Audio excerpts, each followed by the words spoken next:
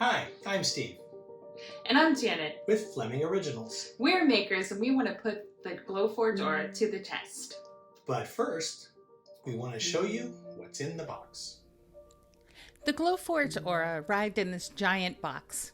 It was a bit damaged on the outside, so we were concerned. And then it didn't have padding.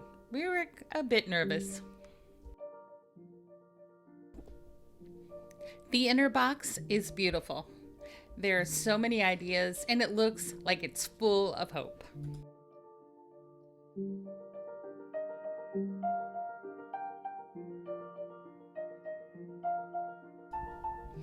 At this point, we see a very scary sticker.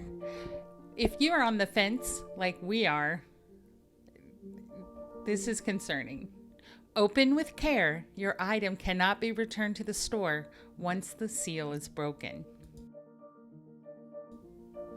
After all we had heard about how slow this machine is and the limitations, we were already a little nervous. However, we had decided to purchase it from HSN because they are supposed to have a 30-day money-back guarantee as long as we pay the return shipping.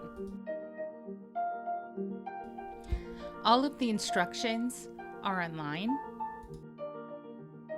As you will see, the setup is very fast.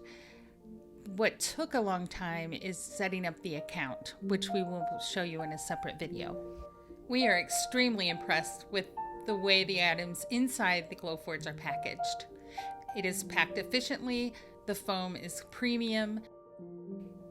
At least inside, there isn't going to be anything moving around during shipping.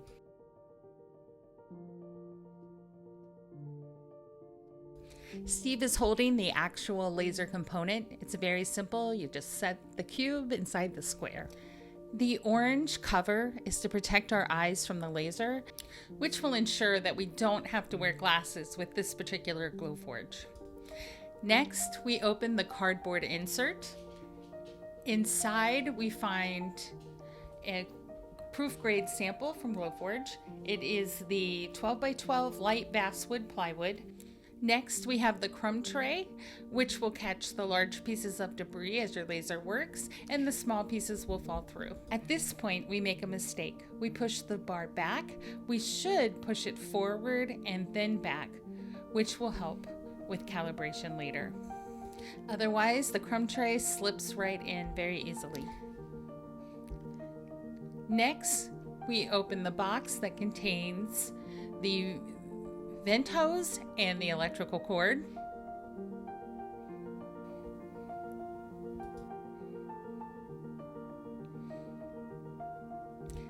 Next, we plug it in. Setting the machine up all the way through plugging it in took 5 minutes and 45 seconds.